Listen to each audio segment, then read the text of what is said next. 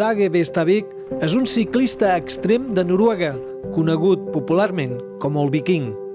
Una de les seves fonts d'inspiració són els esquiadors i snowboarders de freeride, dels que admira la seva forma d'interpretar el terreny.